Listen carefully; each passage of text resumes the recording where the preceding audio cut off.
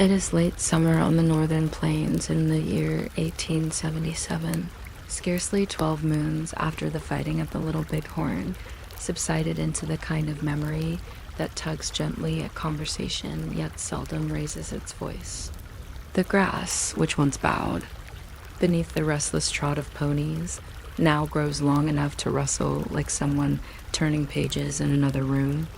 In a small Lakota camp pitched beside a patient bend of the Powder River, canvas and hide lodges stand in an arrangement neither rigid nor haphazard, maintaining respectful breathing space between smoke flaps.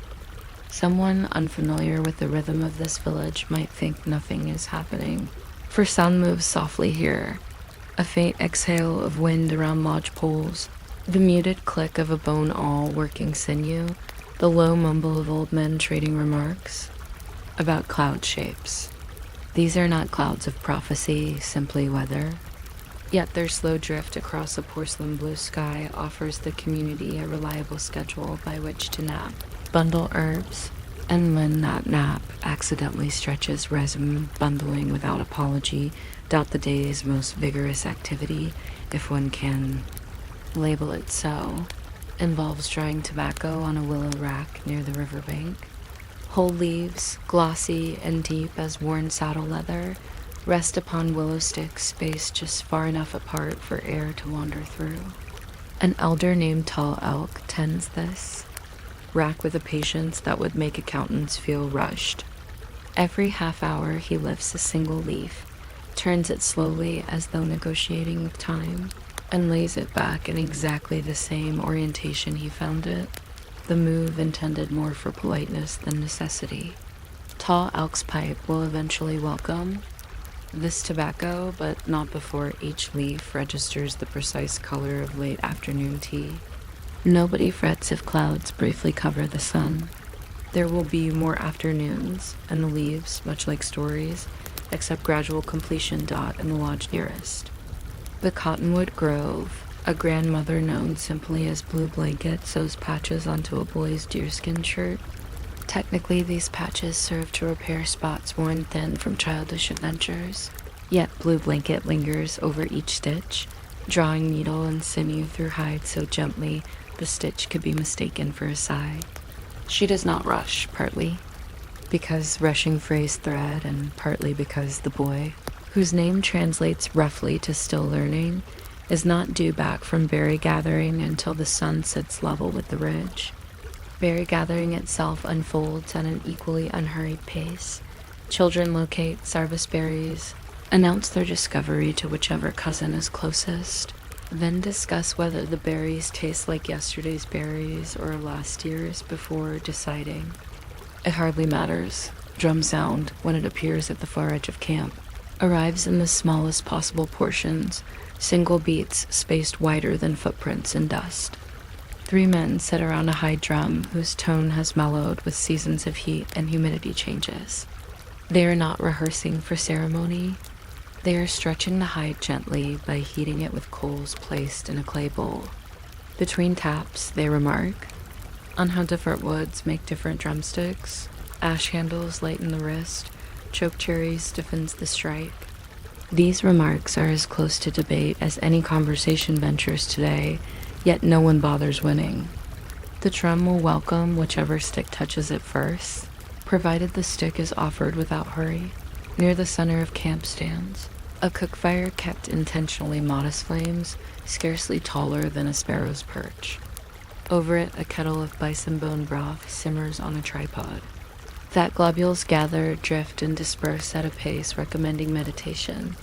A young woman, her sleeves rolled to the elbow, skims surface foam with the edge of a cattail mat cut into a makeshift spoon. She flicks each scoop toward a plover perched expectantly on a log, though the bird declines what it assumes as some kind of watery puzzle. The broth must simmer until evening, when it will accompany thin slices of dried meat.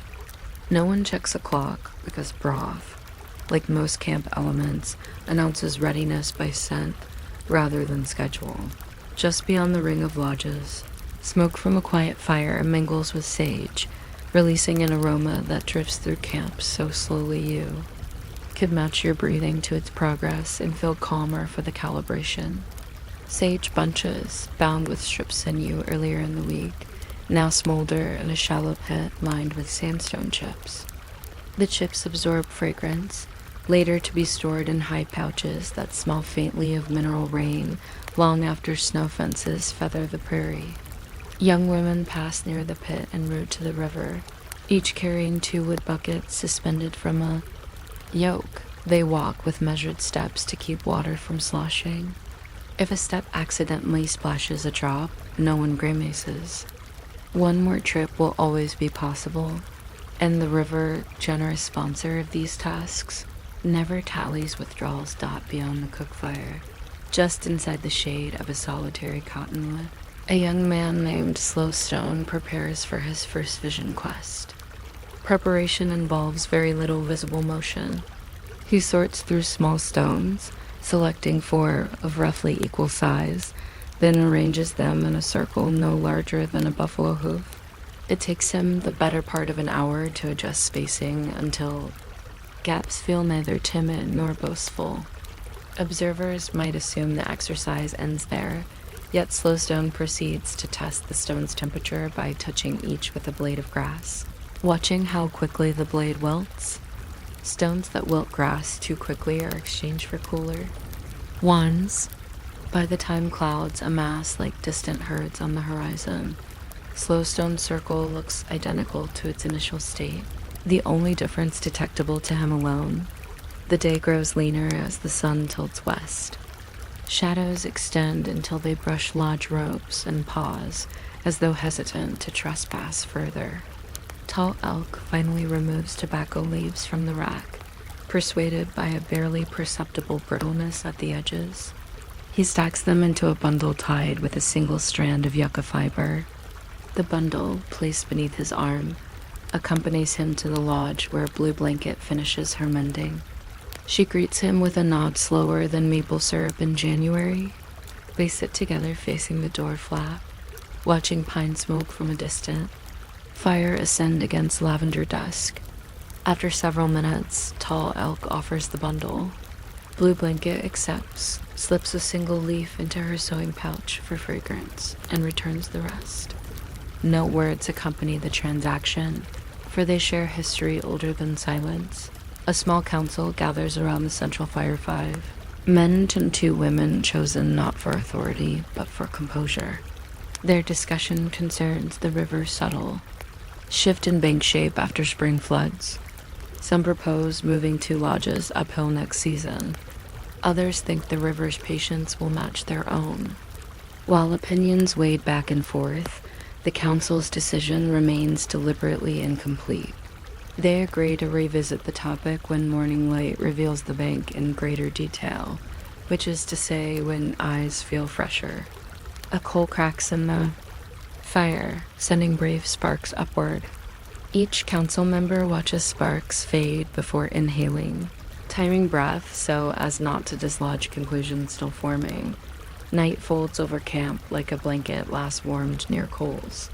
Somewhere in the distance, perhaps halfway to where an abandoned cavalry supply trail dissolves into reed beds, a coyote offers a bark that breaks into yips, then closes in a hush. Children, burrowed under trade blankets patterned with stripes, wonder briefly if the coyote has opinions about berries or soup, then drift deeper into sleep. Adults, gathered in pairs near embers, speak little, not because conversation has ended, but because breath and heartbeat provide ample narrative. Among them, Slowstone sits cross-legged, tracing invisible constellations with his fingertip against his knee, practicing for the sky he will study during his upcoming fast. When moonrise finally rounds the southern hill, its shape resembles a bowl carved from smooth bone. It illuminates tippy heights just enough to reveal stitching where panels join, each stitch an echo of Blue Blanket's earlier repairs. Smoke holes open to moonlight, exhaling embers like faint stars rising to greet brighter kin. Somewhere in the hush, a drum stirs one low beat, then leisure stretches again. The singer offers no lyric, letting the drum's single note wander alone, confident it will find its way back by dawn dot inside Tall Elk's lodge. The new tobacco leaf releases scent faint as distant rain. Tall Elk packs his pipe slowly, tamping, leaf with a sliver of antler polished by decades of similar tamps. He lights it from a coal carried on the tip of a twig, inhales once, a shallow draw respectful of lungs past their prime, and exhales through his nose, smoke curling upward and sideways to escape the moonlit hole. He speaks 3 words of gratitude, so hushed the syllables could be mistaken for breeze through cottonwood leaves. During exhale, he studies the way smoke slides along rafters. Its path will help him predict whether tomorrow's wind favors hunting or staying near Camp Dot by the time the bowl's glow fades. Nearly everyone sleeps. Only the watchman, whose responsibility tonight includes noticing whether embers drift too close to hide walls, remains fully awake. He circles camp at a pace between prowl and stroll, occasionally nudging stray wood pieces back into fire confines. His footsteps craft a soft perimeter the entire village senses subconsciously, like a lullaby stitched from footfalls. When he passes Slow Stone's preparatory circle, he steps carefully between stones without leaving footprints, honoring both quest and quiet. The final act of the day belongs to the river. It shifts against its bank with a hush reminiscent of cloth folding on itself, depositing silt so fine it might one day coax new willow shoots. Water levels tick downward by increments measurable, only to frogs perched on mud flats, frogs who, for their part, remain silent, perhaps respecting night's preoccupation with dreams.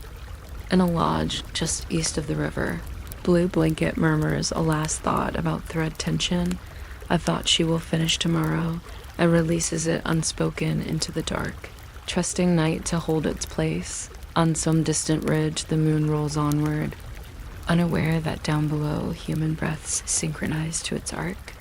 If you listen now, from wherever you happen to rest, imagine tobacco leaves crisping to tea brown under afternoon sun, needles sliding through hide grains, pewter buckets dipping into calm river water, each action separated by pauses wide enough to accommodate drifting smoke and half-formed intentions.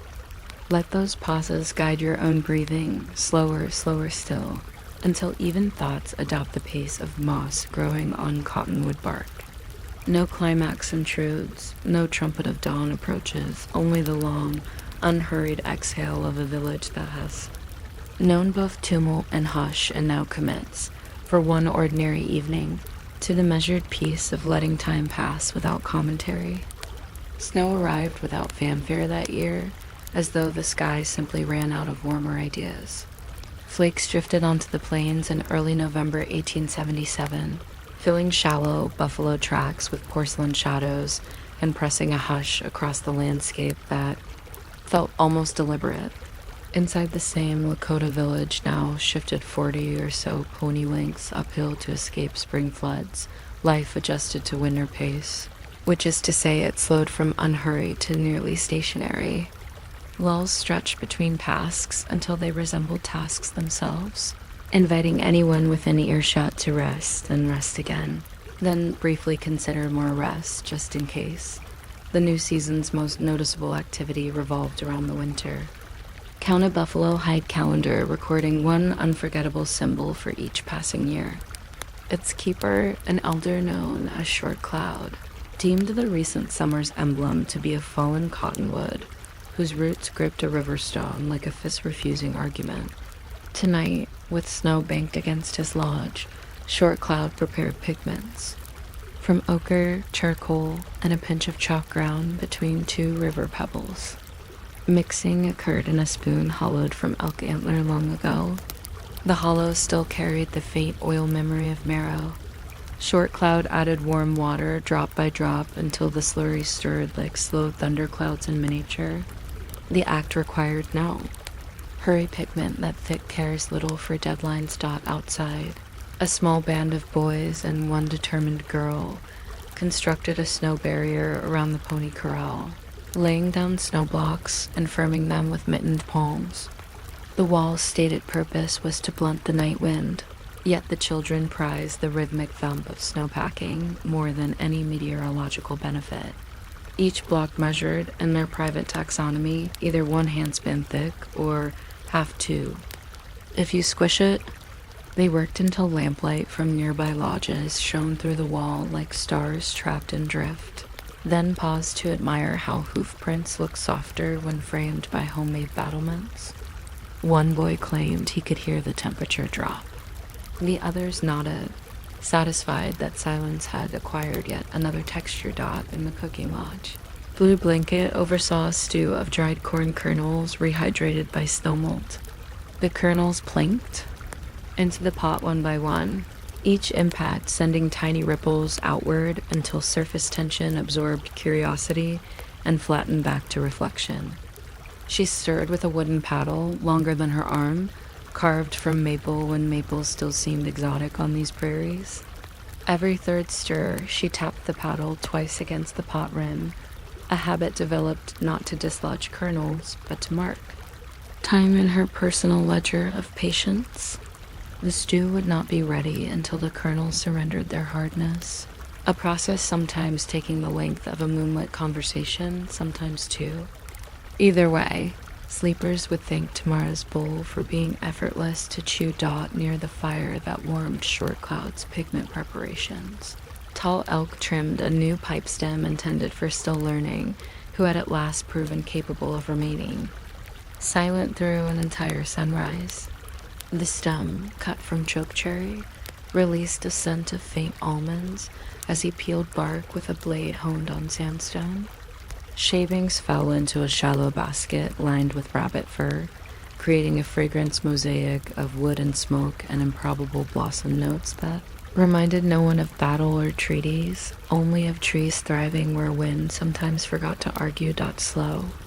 Stone, having returned from his vision quest thinner but carrying eyes bright as distant lanterns, now spent evenings beside the village's only metal file, shaping arrowheads from broken iron barrel hoops. Sparks danced into snow, hissing into invisibility before memory could catalog their number. Each arrowhead took shape over hours, ground edges barely scraping away at iron fatigued by previous lives of holding staves. When asked about dreams, Slowstone shrugged gently. The vision, he implied, shared wisdom proportional to quiet, and he preferred not to dilute either ingredient. Time in winter camp often organized itself around fire's need for fuel. Every afternoon, a pair of younger men ventured to a nearby gully where deadfall lodged among sage bushes. They traveled light, just a rope sling and an axe with a handle smoothed by whistle-stop sharpening.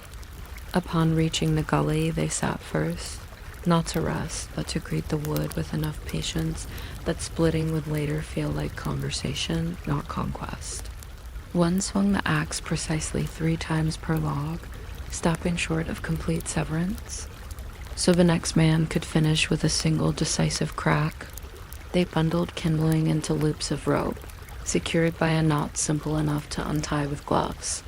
As they walked back, branches bumped their shoulders in a cadence matching footfalls. The sound seemed a lullaby offered to the path itself. At dusk, Short Cloud positioned the hide calendar on his lap, brushing fingertip across existing symbols until he reached the space reserved for last summer's event. The cottonwood and stone motif took shape slowly, angular yet softened by the furrows of his fingertip guiding the paint-soaked quill. Each stroke seeped into hide pores, darkening from chalky orange to rust by lamplight. Children lined behind him watched without comment. This was not entertainment so much as atmosphere, part of the soundscape of winter like kettle hisses and distant laughter.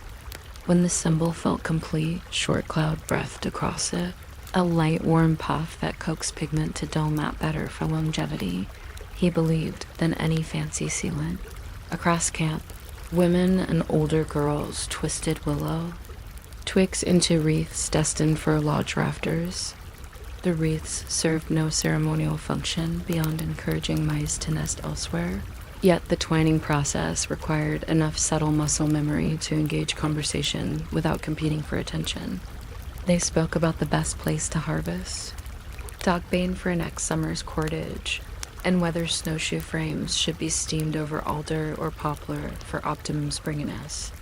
No decisions were urgent.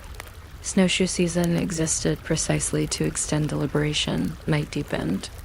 In the distance, a wolf offered a single low howl that never repeated, as though testing acoustics rather than calling kin. Slowstone paused mid-file stroke to listen, then resumed without visible reaction. Inside Blue Blanket's cooking lodge, the corn stew collapsed into silence, bubbles rising with less frequency until the surface settled into a velvet hush. She removed the kettle from direct heat, burying it in embers banked at the hearth's edge, where warmth persisted like a memory. Deciding not to fade yet, she draped a woven cover over the pot. Steam flirted with fibers before slipping away. Still learning returned from berry gathering, cheeks tinged with cold and pride. He presented a bark bowl half filled with frost-kissed chokecherries each, fruit glinting under torch flare. Tall Elk accepted the bowl with solemn nod. Blue Blanket rewarded any that remained by dropping 3 into her pot, explaining they would lend color more than taste. Still learning accepted this wisdom, imagining stew tinged purple like twilight shading into dream. Later, in the common lodge used for storytelling, a small group assembled around glowing coals. No grand tales tonight. Instead, Tall Elk recounted a memory of a summer many decades earlier, when clouds shaped like bison calves drifted for half a day before ever dissolving. The story lacked conflict, heroism, or moral, yet listeners leaned in with the reverence usually reserved for meteor. Showers. As he spoke, Blue Blanket distributed bowls of corn and chokecherry stew, each spoonful steaming gently. No one ate immediately. Smelling first was courtesy to both cook and corn. Slowstone, deciding the arrowheads would wait, joined with his bowl. He traced the rim with a calloused thumb before tasting. Ordinarily, he would have slept outside the storytelling circle, letting new thoughts settle privately, but winter invited shared warmth. The fire popped once, shedding a spark that landed on the packed earth floor and expired without fuss. Somewhere outside, snow resumed, each flake spinning like a muted echo of short clouds paint drops. The children, hugging blankets, fought to keep eyes open but lost pace with sentences drifting slower than heartbeat.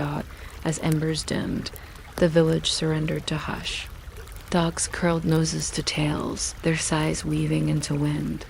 Lamplight and tall, Elk's Lodge flickered out, leaving the newly painted winter count symbol to dry in darkness perfected for that purpose. In Blue Blanket's base, cooled stew thickened for tomorrow's breakfast. The pony corral wall shone in moon glow, blocks settled firm. No wind tested their design. Slowstone lay on his back, eyes tracing smoke hole geometry, seeing both inside and outside at once. If one could bottle the texture of that night snow muffling footfall. Drums reduced to memory, stew cooling to pudding consistency. One might pour it now over racing thoughts, letting them sink and settle. Imagine corn kernels softening, paint drying into hide, willow wreaths absorbing silence through bark pores. These gentle, nearly invisible consolations stretch into dawn, encouraging dreams to align like children's snow blocks, handspan thick, half two if you squish them, plenty sturdy for carrying the small weight of sleep until the next story begins at a pace your breath already matches. By late winter on the plains, even the snow seemed to have memorized its cues, falling, settling, glazing, and then surrendering grain by grain to sun that felt more theoretical than warm. Inside the village, activity dwindled to things that could be done while seated and, if possible, half drowsing. Chief among these pursuits was beadwork, a steady dance of glass against sinew that produced no clangs. No rush, only a soft tap each time a needle nose nudged another bead into place. The men responsible for hunting called the pastime a women's winter drum, beating time in colors rather than sound. Tonight we take our place beside that quiet percussion, listening not for stories of conquest, but for debates over whether sky blue should sit next to greasewood green, or perhaps. The two required a border the width of one sigh. The camp possessed 7 small tins of beads purchased over several trading seasons from steamboat merchants on the Missouri. Each tin, once home to coal oil, now held sunsets worth of color. Chalk. White, dusk purple, prairie grass yellow, and of course the sky blue that stirred discussion. When Blue Blanket lifted the lid of the blue tin, the beads released a hush like sand, shifting inside an hourglass. Only nobody here checked time. That way, they checked it by how long the stew took the gin, or how deeply a pine knot glowed in the lodge fire. Tonight, Blue Blanket hovered her fingertips above the beads, as if warming them before she began sorting into tiny shell bowls, arranged in a semicircle around her work hide. Still learning, the boy whose shirt had been mended with such patience, weeks earlier, knelt across from her, eager to graduate from threader to actual stitcher. He wanted to prove his hands could hold, still long enough for pattern logic to unfurl across the leather strips destined for a new pipe bag. Blue Blanket slid one bowl toward him, filled only with bone white to keep the palette simple. She explained that straight lines thrive on repetition. Stray color can confuse a line into meandering. Still learning, nodded as though absorbing scripture, though half his mind wondered whether meandering lines perhaps simply enjoyed being confused. Meanwhile, Tall Elk and Short Cloud sat outer circle, their primary duty to maintain the lodge's low fire. Each adjusted a log now and then, but mostly watched bead layout with an interest that masked their drowsiness. Short Cloud occasionally exhaled through pursed lips to make the flame lean. Left then right, improvising a breeze that made shadows walk across beads in slow parades. Tall Elk noticed how the flicker changed bead hue. Sky blue darkened toward lake deep, white became honeyed cream. He mentioned this not as wisdom, but as idle weather talk for interiors. Blue Blanket murmured agreement, reflecting that color. Is a story told by light? And both storytellers kept changing dialect. Across camp in a neighboring lodge, Slowstone devoted similar attention to his own winter craft, weaving an elk hide lariat for summer horse catching. His thongs stretched on a frame near the smoke hole, twisting slowly under a stone weight that persuaded fibers to remember togetherness. The lariat's cadence echoed beadwork. You could almost sync the squeak of stretched hide with the tap of threaded bead. At one point, a spark landed on the hide frame, threatening to scorch, but Slowstone pinched it out with bare fingers and a humorless smile. As though rescuing an idea from excessive punctuation, back in Blue Blanket's lodge, the question of color adjacency escalated to mild levity. Some favored the tonal step of white, blue-white, like daytime punctuated by clouds. Others flirted with the daring of blue, green, yellow, recalling patchy spring hillsides forbidden by present snow. A compromise came from Tall Elk, whose role rarely included color commentary. Alternate pairs of blue and white separated every 6th bead by a single greasewood green. This would produce a rhythm subtle enough to please tired eyes, yet entertaining to those counting beats between sleep blinks. Blue Blanket twirled a thread end between fingers, consenting to test the run. She threaded 10 beads, white, blue, green. Paused and laid the string across the hide to study. The row appeared calm, almost. Horizontal breeze captured mid-stride. Still learning, whispered that the green looked happier than expected, like a lone grass shoot daring through thawing crust. Blue Blanket smiled at the simile, nodding permission for him to place the next. Sequence himself.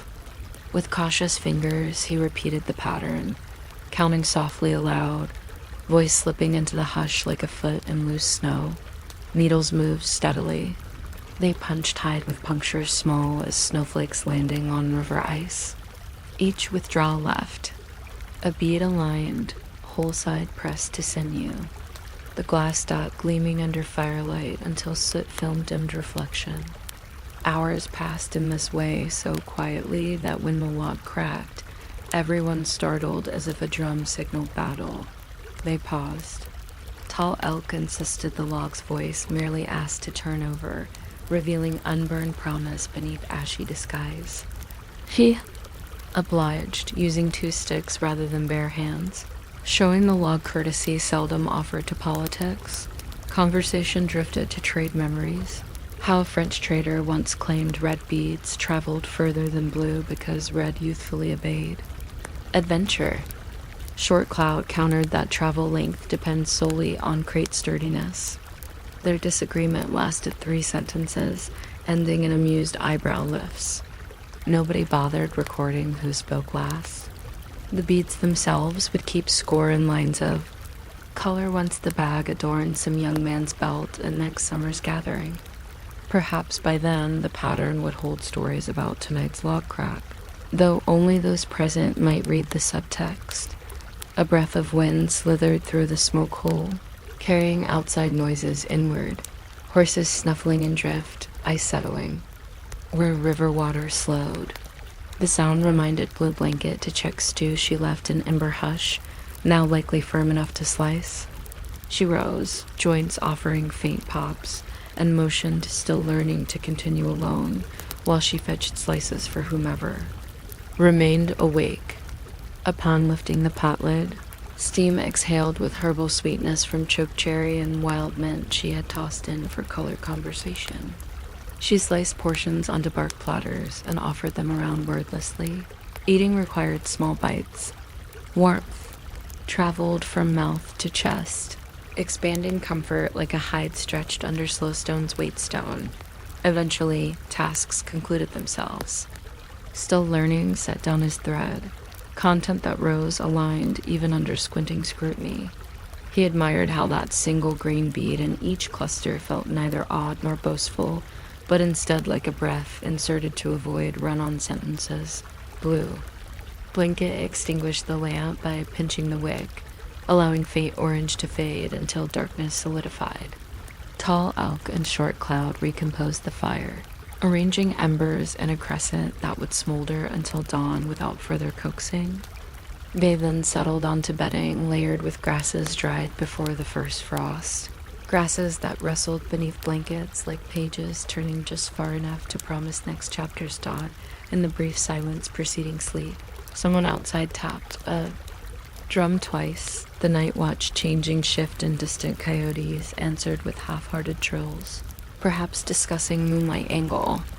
Blue Blanket let her eyes close to the memory of beat tap rhythm, thinking how tomorrow she would finish the bag's upper band, maybe introducing a discrete triangle of yellow, if consensus permitted. Still learning drifted into dreams where beads sprouted on snow like bright seeds, rearranging themselves until lines formed trails he might follow. Somewhere, Slowstone set aside his lariat frame and lay down to watch faint northern lights ripple behind smoke hole edges. If the sky offered meaning, it spoke in colors far beyond any Tim collection. Yet Slowstone believed the hide bag's emerging pattern would echo tonight's sky in humility. Small glints aligned to hold silence in place. Now, wherever you rest, borrow that stillness. Imagine stringing beads onto sinew, each one nudging next into ballad of calm until a design so understated it emerges, you must squint to know whether it was planned or simply took advantage of patience. Feel finger pads graze. Glass, hear snow outside, absorbing footsteps. Taste stew thicken to sweetness over embers. Then let your breaths arrange themselves like alternating rows of white and blue, with a green bead surprise every 6th inhale, a rhythm lulling thought into orderly invisibility. The pattern will hold your place until morning unthreads new color from yet another quiet tin. By the time early spring coaxed the prairie from lamb's wool graze to hesitant olive, The Lakota village eased into its annual search for new lodge poles, an errand undertaken with gravity that outsiders might have reserved for astronomical observations. Lodge poles, after all, were the unadvertised backbone of camp life, the silent ribs that kept hides taut, smoke holes circular, and stories gathered beneath waterproof geometry. This episode concerns that understated, chore-wandering riverbanks. To test young willows and slender cottonwood saplings, deciding which ones possess the patient straightness required to shoulder a roof through wind, rain, and those special summer afternoons when sunlight appears determined to melt. Horizon lines. The selection team consisted not of chiefs or celebrated warriors, but of two middle-aged women. Willow Woman and Curved Arm, accompanied by Tall Elk, for his aptitude at carrying bundles with minimal complaint. Their departure bore no ceremony, only a casual wave from Blue Blanket as she continued testing bead colors in morning light. The trio walked northeast, where the Powder River looped, lazily around a sandbar thick with willow stands. Snow remained patchy in shaded gullies, lending the air a crispness that clarified distant bird calls into discrete syllables. With each exhale, Tall Elk's breath formed clouds so small they seemed almost bashful, vanishing before they could. Boast out upon reaching the willows, the women began what might loosely be called an inspection. Willow Woman measured straightness not with rulers but with eye and instinct. She knelt, sighted along the trunk, then rotated her head slowly so that background. Horizon traced a line behind the stem. If horizon deviated by more than a finger's width, the sapling failed the test. Curved Arm echoed the process, though she paid equal attention to branch nodes, preferring coals that sprouted few side shoots less work later when disnagging. Hide interiors. Tall Elk's role at this stage was simply to observe and occasionally lift a sapling by its tip to gauge weight. Lifting produced a faint squeak of bark against mittens, a sound he pretended indicated the sapling's willingness to collaborate. They marked candidates by tying a tuft of horsehair near the base pale strands from winter coats. Brushed the ponies that morning. The hair fluttered in breeze, signaling reservation for later cutting. Progress unfolded at the pace of melting icicles, deliberate, rarely linear. Sometimes the women paused to discuss how last year's poles had weathered. One had sagged at midsummer under the additional load of trophies hanging inside. Another had remained so rigid during a windstorm that the adjoining hide panels split rather than flex. These case studies, delivered in soft conversational hums, guided current choices more than any formal doctrine. When afternoon sun angled enough to warm willow catkins into fuzz, the trio began felling. Curved Arm handled the axe tool borrowed from Slowstone, its handle wrapped in rawhide for grip. She positioned the blade about knee-height above ground, delivering strokes neither hurried nor hesitant. Chips flicked away, landing in snow patches where steam rose as bark warmth met lingering chill. Each tree fell with a small sigh as, though relieved of decision-making duties, Tall Elk trimmed side branches using a bone knife sharpened against quartz. He worked from base upward, twisting knife and branch in a single movement that produced curls of green-tinged wood. These curls he tossed into a separate pile, their eventual fate as fire starter approved by a communal custom dot after trimming. Willow Woman and Curved Arm hefted each pole at midpoint, judging flex by gentle bounce. Too springy meant hides might. Flap, too rigid risked cracking under temperature swings. Poles that passed were stacked parallel on a drag sled, a sheet of rawhide stretched over two shorter poles. Tall Elk tied lashings from bison sinew, leaving slack to allow poles some personal space, reasoning that crowding them prematurely could introduce resentment, manifesting later as mysterious squeaks on windy nights. Before returning, they harvested bark strips from a handful of non-candidate trees. Bark peeled in long ribbons, revealing intercambium pale as moonlit sand. These strips, twisted and looped around themselves, formed raw materials for lashings that would bind pole tops into. The tippy's signature cone. Bark harvesting followed a code. Never take more than 1/3 from any trunk, ensuring tree survival. They covered exposed wood with handfuls of wet clay to protect against insects and impromptu. Bandage that resembled gray armbands honoring tree contribution. The journey home took on cargo pace. Measured steps, occasional pauses to tighten sinew. Ties. Along the trail, snowmelt-formed pockets of mud, so reflective the sky seemed to have dropped fragments on the ground. Each pole dragged behind the sled drew a fine line in mud, a pictograph of their route that spring breezes would erase. By dusk, when they reached camp, shadows stretched long, turning lodges into silhouettes of sleepy animals. Blue Blanket paused her beating to observe. She counted poles briefly 10, enough for replacing aging lodge ribs and perhaps constructing a smaller, cook-sheltered dot over the next week. Poles underwent seasoning. Tall elk constructed a leaning frame near a sun-facing slope, arranging poles upright with butt ends elevated to prevent moisture buildup. Willow Woman applied a thin smear of elk, tallow along each pole to discourage cracking, its faint aroma mingling with early thaw scents. Daily, someone rotated poles by a quarter turn to promote even drying. This task often fell to Still Learning, who treated it as mobile meditation. He narrated each turn within his mind, north to east, east to south, imagining he rotated the horizon itself one notch closer to spring. Part of pole preparation involved bird etiquette. If woodpeckers tested newly felled poles, Small Stone, Slow Stone's younger cousin, gently shooed them with a willow frond, explaining aloud that these poles were houses already promised. The birds, unoffended, relocated to older, less articulate trunks. Sap occasionally bled from cut ends, forming amber beads that caught sunlight. Children collected the hardened drops for chewing gum, praising its pine-sweet bitterness despite splinters. Once reasonably dried, the pole tops were shaped to accept lashing. Curved Arm used a rasp fashioned from perforated tin, purchased years earlier from a trading post. She rasped each tip at matching taper, releasing a whispering rasp that competed only with faraway geese. Taper angles were judged by eye. Tradition suggested a slope reminiscent of Snowdrift Edge, shallow enough for hide to drape without pulling rain, yet sharp enough for smoke flop poles to nest comfortably.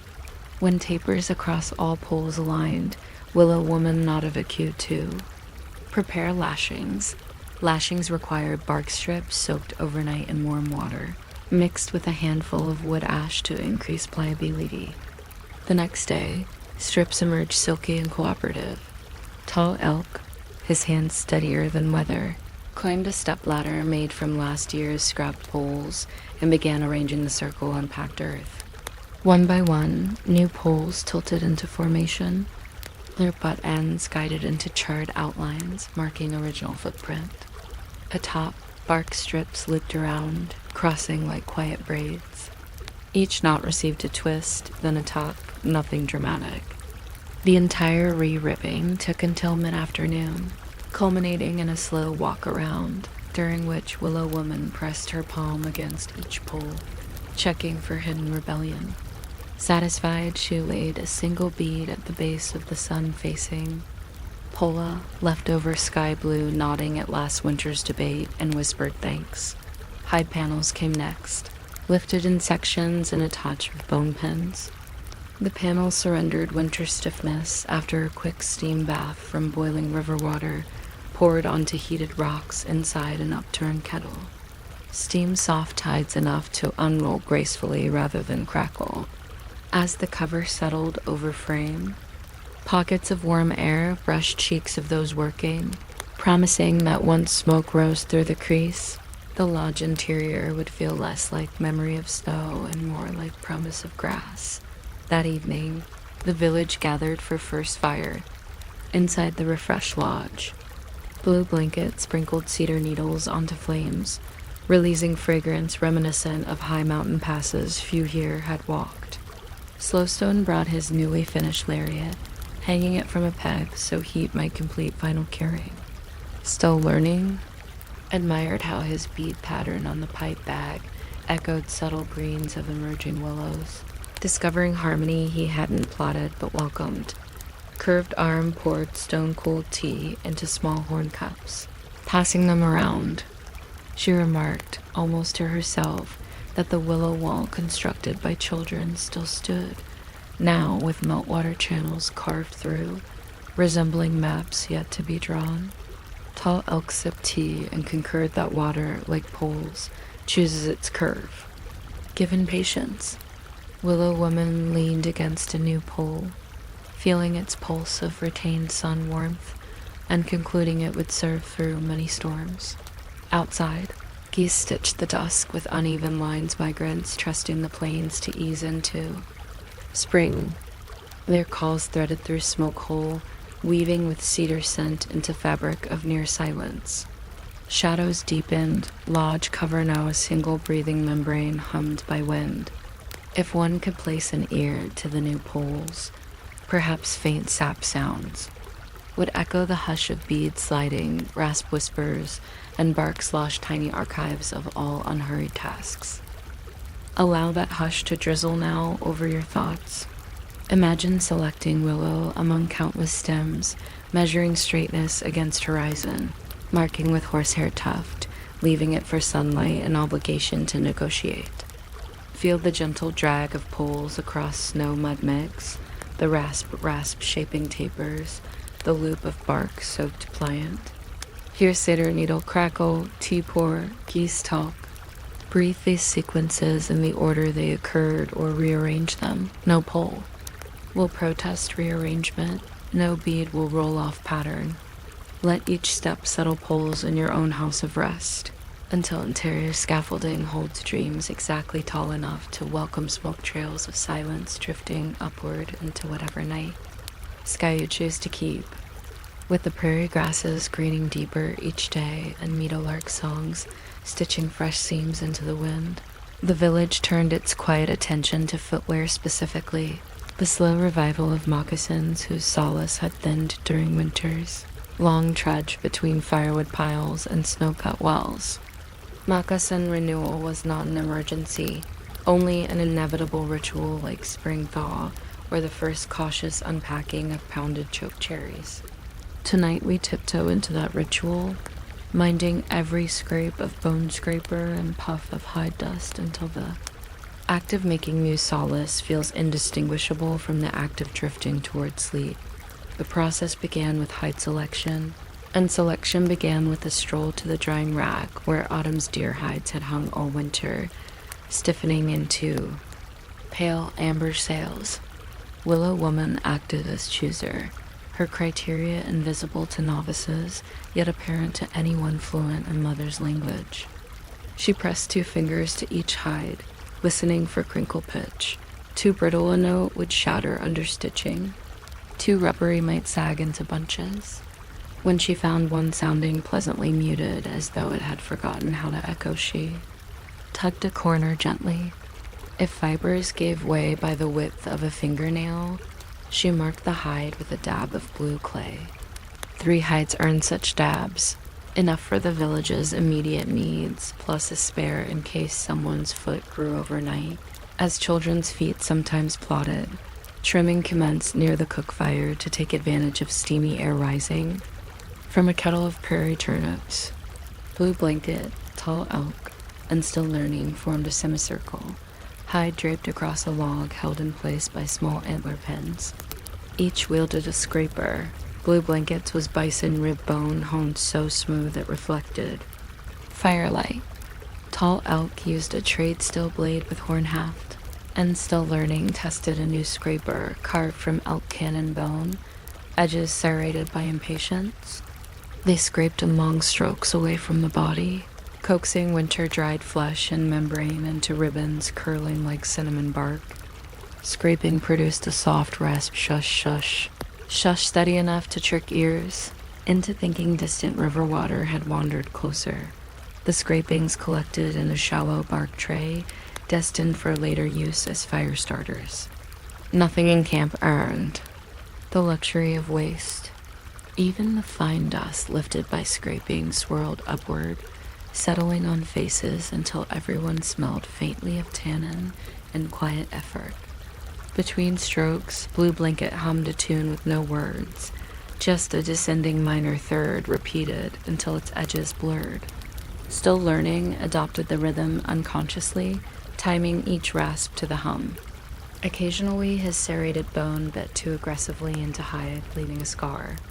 Tall Elk advised patience with no words. He simply slowed his own strokes, demonstrating that progress did not equate with haste.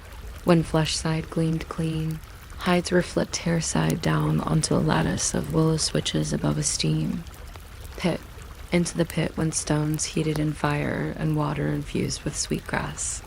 Steam rose through hide pores, softening fibers eager for next persuasion. Over the steam, Willow Woman brushed each hide with a paste of boiled brains, deer brains, saved specifically for this ritual, mixed to creamy consistency. She spread paste using a buffalo tail brush, drawing overlapping circles like tiny moons colliding in slow games of tag. Brain oils penetrated hide, teaching it flexibility that would endure rain, sweat, and the daily conversation of soil. The night watch changed while hides cooled. Stars overhead aligned into broad strokes, suggesting perhaps that some cosmic bead. Worker arranged constellations for moccasin tops rather than sawless. Slowstone emerged from his lodge carrying a stone pestle and a pouch of yellow ochre. His job tonight focused on dye. Salas themselves would remain natural buff, but uppers would receive thin stripes of yellow where they met ankle wraps. He ground ochre against a sandstone slab near the dying cook fire, dribbling drops of kettle water onto powder until it resembled melted candlelight.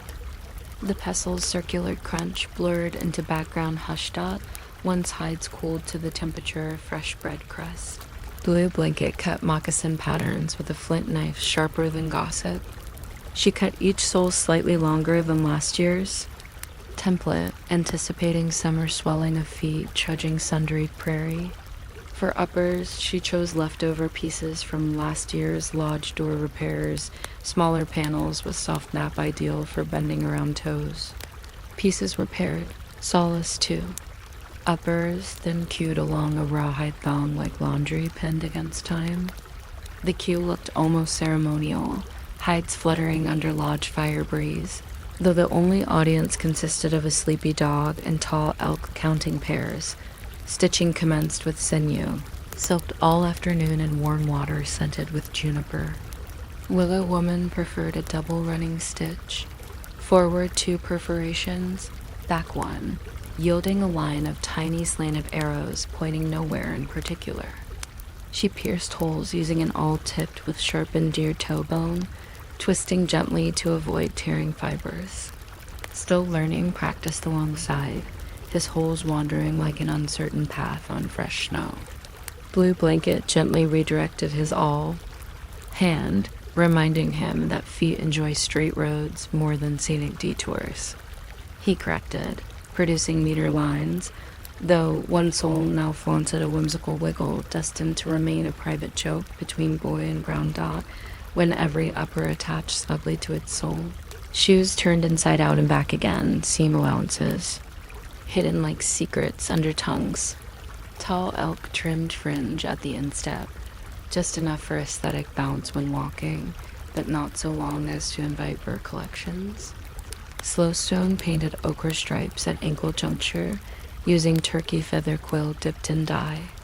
He dragged each stripe from heel forward in one breath, believing starts and pauses betrayed brush indecision. Stripes dried matte, catching lamplight. Only when the flame leaned forward to inspect. Last step, smoke curing. A small pit was dug within lodge, filled with coals banked under damp cottonwood chips. Smoke rose cool, aromatic, carrying faint vanilla notes. Completed moccasins hung. from scaffolding poles in a lazy circle, each pair twirling imperceptibly. Smoke would infuse hide with preservative phenols, a defense against moisture and microorganisms whose names the villagers never spoke because they seldom needed such words. They trusted senses, and senses told them smoked leather endured. Shoes smoked, the makers rested. Blue Blanket leaned back on a folded robe, feet bare, toes spread toward lingering heat of hearthstones. She claimed the warmth told her solace future, supple, perhaps a tad adventurous given still learning's design flourish. Willow woman massaged juniper salve into hands achy from all twisting, breathing deep as resin opened sinuses. Tall elk, satisfied with pair count, closed eyes but kept ears tuned to sizzle of damp chips. Should smoke turn acrid, he would know before noses dot outside. Early morning issued soft blue hints. A meadowlark rehearsed half a melody, then quit, deciding sky. Not yet ready. Frost on willow buds refracted first light into microscopic prisms. Horses shifted weight, testing stockings of damp earth now thawing. Inside lodge, smoke thinning signaled curing nearly complete. Willow woman rose, tapped moccasin toes with fingertip. They offered muted drum talk, indicating readiness. She unhooked.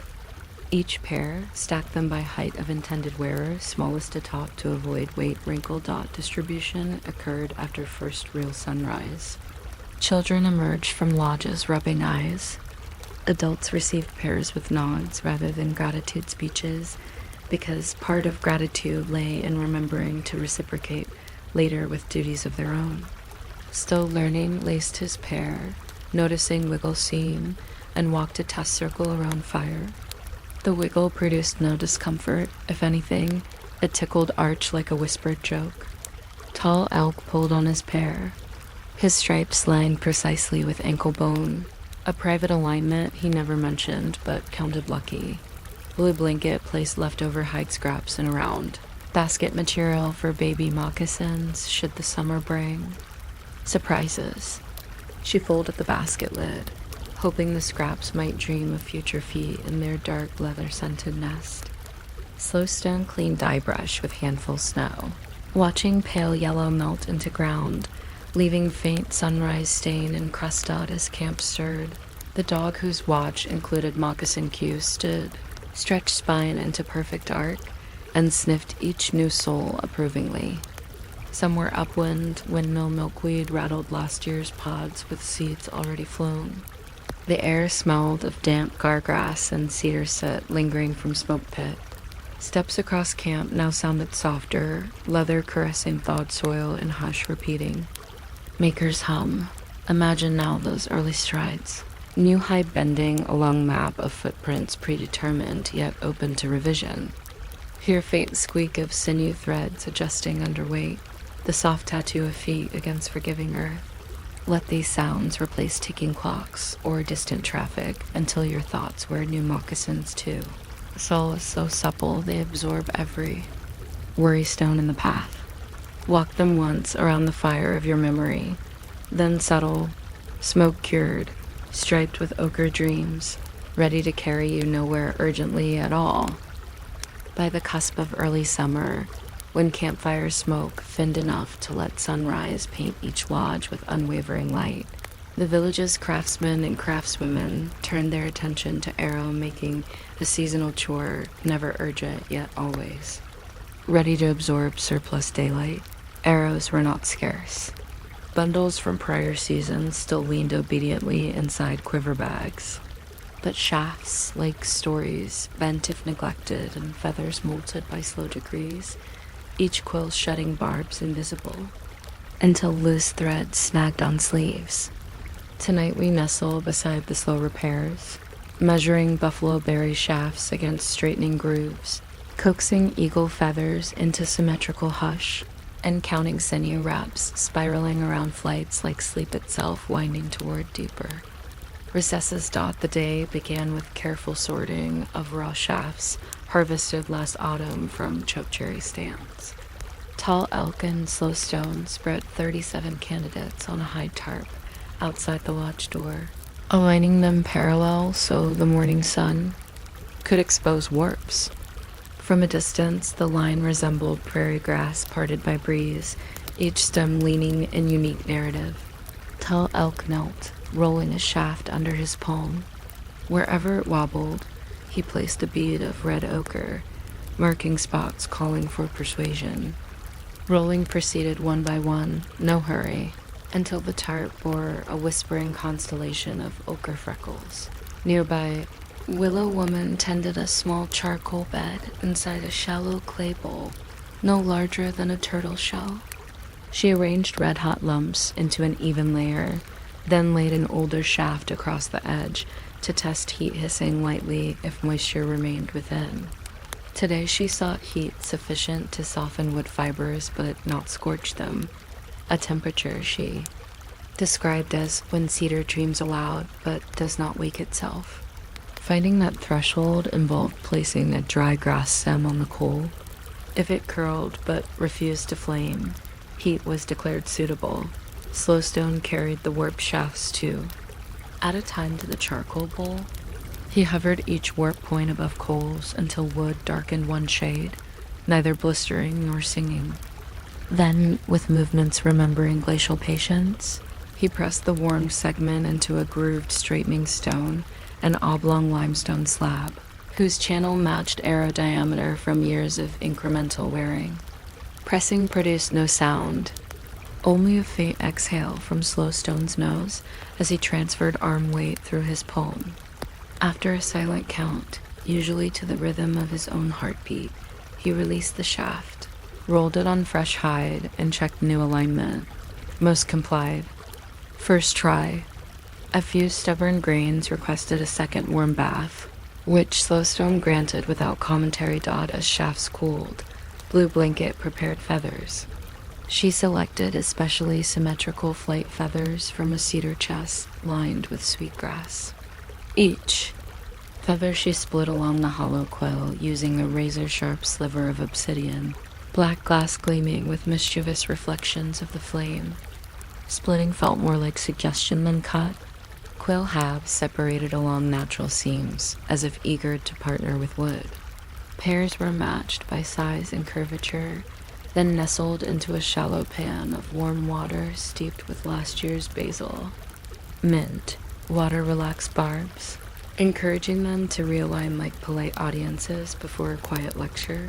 Curved arm, sitting cross-legged beside Blue Blanket, prepared sinew thread. She teased fibers from dried deer backstraps soaked overnight, twisting them on her thigh into lengths no thicker than grasses a cricket might choose for a violin. Each twist produced a faint squeak, a miniature rope accepting its new duty. She coated threads with melted elk tallow scented with pine pitch, working grease along fibers like someone smoothing stubborn hair. Threads coiled in a jade-colored pottery cup, waiting their turn to tether feather to shaft dot when shafts cooled. Tall elk cut self-knocks into each butt end. Using a file of ironstone, he carved a slit wide enough to cradle bowstring but narrow enough to guard against accidental slip. He rotated the shaft while filing, ensuring symmetrical jaws. Filing emitted a sound like distant cicadas warming up, though none yet buzzed this far into the season. After each cut, he tested with a bowstring loop, pulling gently until the string hummed once. Then still dot now came assembly. Slowstone seated himself between piles of shafts, feathers, and sinew. He placed a shaft across his lap, aligning two feather halves equidistant around circumference, then wrapped a base with sinew, spiraling forward in figure 8 pattern. Wraps flattened naturally under tension, laying flush like threads of a quiet promise. He dipped fingertips in water, smoothing sinew to foster adhesion as it dried. Each wrap ended under itself, snug yet unassuming. Time per arrow a child's heartbeat if the child was near sleep, rarely varied. Still, learning arrived with questions about fletching angles. Why precisely a slight spiral rather than dead straight? Tall Elk answered not with wind tunnel lectures, but with a small puff of air blown across feather edges, showing how spiral coaxed spin and spin coaxed steadiness. He suggested still learning close eyes and imagined snow twisting into tiny funnels behind footsteps. Arrows, he hinted, preferred similar dances, albeit invisible and warmer dog to anchor feathers firmly. Willow woman squeezed drops of diluted pine. Pitch onto shaft after sinew dried, rubbing until pitch vanished into grain. The aroma lifted through lodge, mixing with simmering rabbit stew that Blue Blanket left earlier on embers. Smell told stomach's time had traveled more than conversation suggested. Yet no one moved to eat until gluing concluded pitch demanded. Attention before cooling to BRITTLENES.next arrowheads. 30 iron heads remained from winter hoop salvage, each previously ground by slow stone. Tall Elk slid one onto shaft tip, checking socket snugness. If socket yawed, he shimmed with sliver of willow, then bound with sinew wrap, identical to feather, lashing but shorter. He sealed bindings with another kiss of pitch, this time thicker, encouraging waterproof bond. Completed heads glinted with resignation, having accepted new chapters of flight instead of barrel hoops. With arrow assemblies finished, the group prepared for the final quality ritual, bundle vibration. Shafts gathered into sheath, fletchings interlocked like sleeping bird. Wings. Tall Elk grasped midpoint, shook lightly, listening for rattle indicating loose head or fletch. Silence meant success. A faint buzz required extra wrap. Only one arrow complained. Blue Blanket adjusted its head binding while humming same descending minor third she used during hide scraping a lullaby for unsettled points. Evenings first. Star appeared just as arrow count reached 36 one shy due to a shaft loss to cracking during straightening. Still learning, volunteered to find a replacement tomorrow. The consensus agreed 36 sufficed for now. The bundle leaned against lodge wall, resting until morning when they would test by firing into earth bank beyond corral. Testing promised.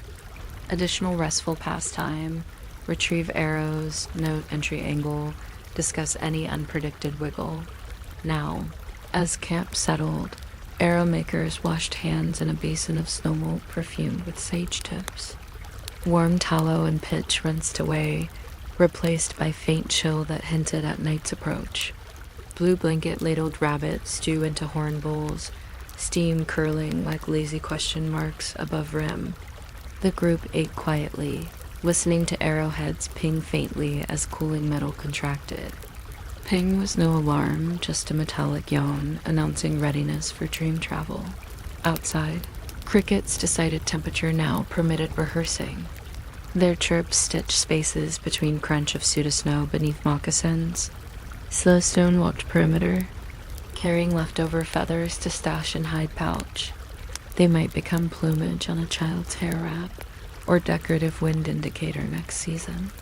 He noted how fresh arrow fletch vibrated gently in wind, each feather flagging direction so subtle, only those already drifting into sleep might sense. Within lodge, Blue Blanket extinguished lamp, letting coals outline arrow bundle silhouette against hide wall. In darkness, the shafts resembled slender trees grown overnight, miniature forests promising shade to dreams. Tall Elk lay on robe, smoothing palm over quiver woven years earlier from willow bark. He imagined tomorrow's test. Flight, arrows spinning into loam, burying iron noses just deep enough to taste earth, then waiting for retrieval. He pictured the retrieval itself as conversation arrows advising adjustments. Invisible except under patient gaze. If you consider sleep now, think of arrow-making sequence, selection, heating, straightening, binding, curing a procession. Lacking climax, where each step answers the question posed by the previous motion. Envision shafts rolling on hide, wobbling less after each coaxing. Feathers splitting, soaking, settling into line. Sinew twisting, singing under tension. Pitch. melting and hardening with imperceptible sigh. Let your thoughts follow that spiral wrap, figure 8 around wood and quill, moving steadily forward yet crossing back briefly, like breath that leaves then returns richer. And when arrows rest in their bundle, vibrating only from memory of handling, allow any lingering wakefulness to join them aligned, balanced, quiet, awaiting some gentle dawn before it chooses to fly. Early summer on the northern plains delivered a kind of gold no miner ever pocketed, just a hush of tall grass heads swaying under sun that had ceased apologizing for its brightness. During these long shining days, when the midday heat pressed thought into idleness, the village accepted a task perfectly suited to intentional dawdling, crafting rawhide containers known as parfleshes. Tougher than tanned hide yet lighter than bark baskets, these folded envelopes carried dried meat, spare moccasin solace, and occasionally, if you listened carefully, a family's collective exhale of contentment. Tonight we unfold the parfleche, process crease by deliberate crease, lingering at each stage until even the grass seems to nod in shared drowsiness. Work began not with hide, but with chalky earth. Curved arm and willow woman walked to a sandstone outcrop north of camp, the rock. Face streaked with mineral whispers, white from kaolin, red from iron oxide, yellow from ochre nodules dreamt into existence by ancient inland seas. They extracted mineral flakes by tapping the stone with antler hammers, catching shards in willow bark trays. Each shard sang a ceramic ping, quickly swallowed by open prairie. Back in camp, they ground flakes into powder using a metate slab. Warmed by sun, the slab's surface, pitted like old honeycomb, held pigment dust which they mixed with melted bison tallow to create paint thick as quiet approval. Hide selection followed. Blue Blanket and Tall Elk retrieved 2 buffalo cow hides cured last winter by cold air and diligent scraping.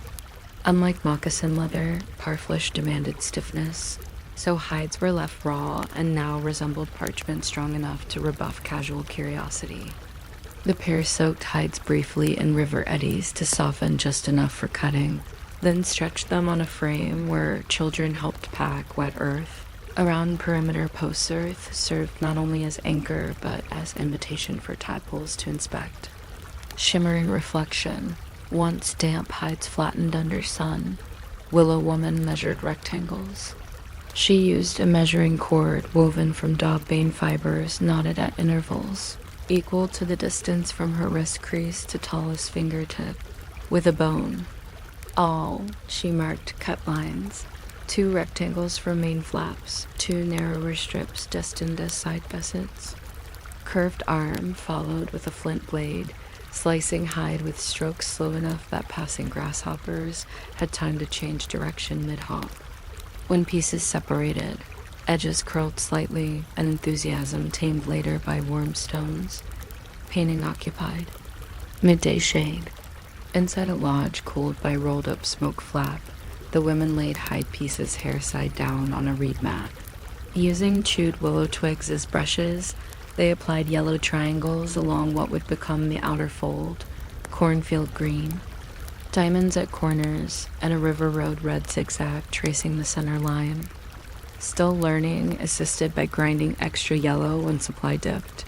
He marveled at how pigment darkened as tallow cooled, like dusk trickling over hills. Each stroke required waiting until the previous line lost its shine. Impatience risked, smearing that might reroute river road motif into unintended meander, while paint set. Slow stone heated rivers, smooth pebbles, and coals. He wrapped each in damp sage, then pressed the warm bundle along curling edges, coaxing hide to flatten and accepting sage steam as bonus room perfume. The stones hissed softly every time wet sage encountered rawhide, a conversation few understood. Yet everyone trusted. Even Tall Elk, half dozing by the door, turned his head to listen as though deciphering gossip about wind speed. Assembly began once color dulled to matte and hide stiffened again. Each rectangle folded into an envelope. Shape. Bottom third creased upward, sides overlaid, top third designed to fold down later like lids on sleepy eyes. Creasing required scoring with bone folder. Willow Woman dragged the tool along intended fold lines, applying steady pressure until fibers learned compliance. She lifted one piece. It folded as predicted, producing a satisfying puff as trapped air fled outside gussets attached next. Blue Blanket punched tiny holes along gusset edges using an all-tip heated in ember, sealing fibers against tear. She threaded elk sinew lace through holes and double loop, leaving exterior stitches neat as winter count symbols. Every few holes, she paused to stretch sinew gently, allowing it to shrink during drying and tighten seam without further supervision. At one pause, she remarked that sinew behaves like some stories loose when fresh, gripping later when listeners recall details, lids required closures. From last year's horsetail trimming, curved arms selected strands, twisted them into slender cords, and coated with leftover tallow. She cut slits in lid center lines and looped cord ends through, securing with square knots. Matching slots on body flaps received opposing cords. When tied, cords crossed to form X shapes mimicking dragonfly wings. Children observing insisted. Dragonflies would envy such immobility. Testing followed at dusk.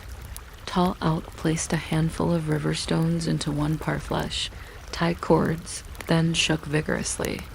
Stones rattled, but flaps held.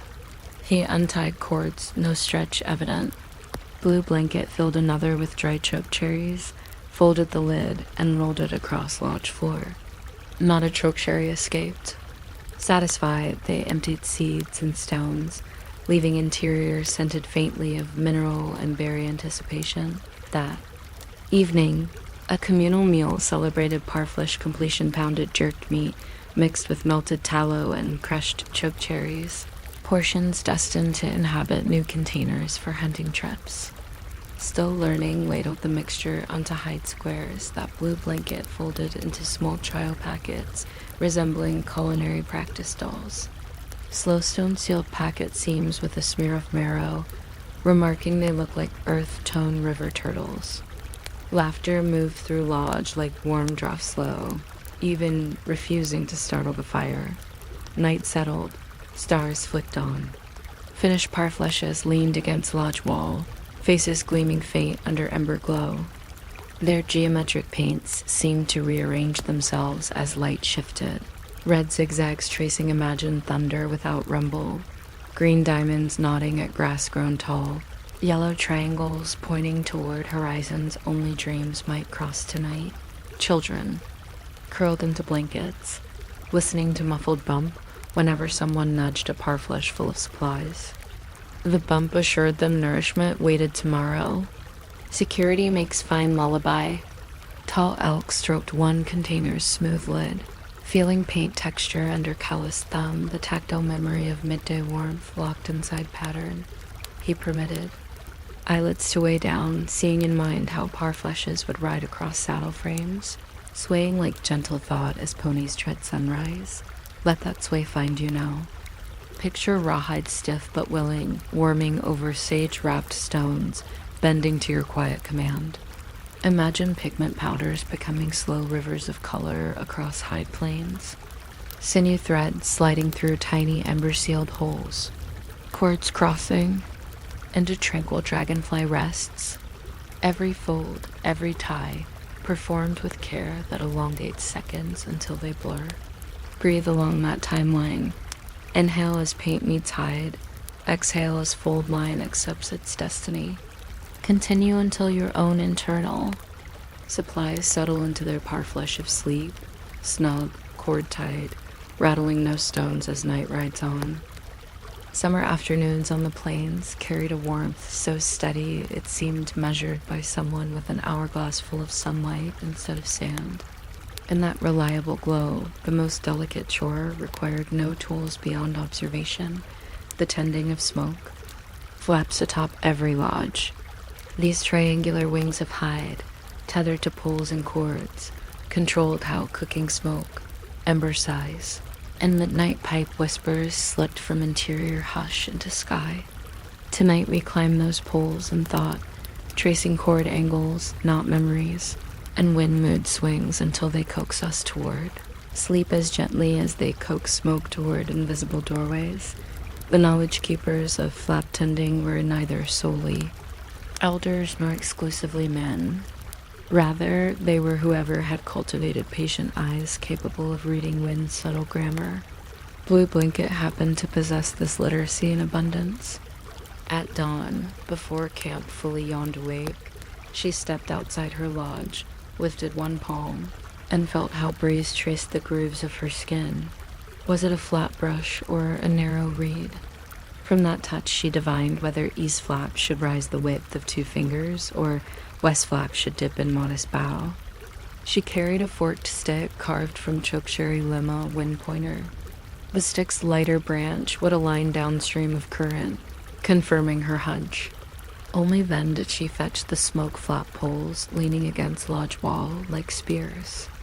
Dreaming of quieter conquests, smoke flap poles were slimmer and longer than lodge ribs, paired from willow identified during the same spring foray that birthed new poles.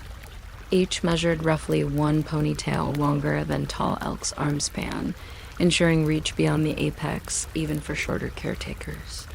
The butt ends were shaved smooth and sometimes capped with bison horn tips, not for status but to prevent moisture. Uptake when poles rested on dew-soaked ground. Tall elk considered the horn caps small helmets guarding pole spirits, a notion he rarely voiced because some found such talk floaty. Still, he maintained the caps, polishing them with sandy clay, until they appeared to wear perpetual dawn. Blue Blanket attached poles to flap corners with rawhide thongs looped through holes punched months earlier. Each knot followed a pattern known to ancestors, 2 loops under, 1 over, tucked through tight enough that wind yank would not slip it, loose enough for quick release if a sudden storm arrived from an ambush angle. She tugged each knot while humming low, checking sound quality. A knot that squeaked meant sinew too dry, warranting dab of warm tallow. No squeak today sinews drank summer moisture overnight and felt obligingly supple. Once poles were joined, she stepped back, angled. The first pole outward and lifted. The flap rose like a shy eyelid, unveiling smoke still nestled near roof from dawn tea. Smoke recognized invitation and slid upward, curling around pole tip before dispersing. Over years, Blue Blanket have learned that smoke responds better to gentle suggestion than to force. On windy days, she let it decide exit timing, merely providing a well-shaped doorway. With first flap set, she circled the lodge's shadow side, considering light interplay on hide and how sun-warmed air might later rise inside, requiring alternate escape path.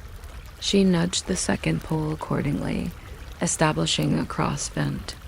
Not would function through breakfast and beadwork chatter. Tall elk, meanwhile, performed his version of atmospheric diplomacy at his lodge.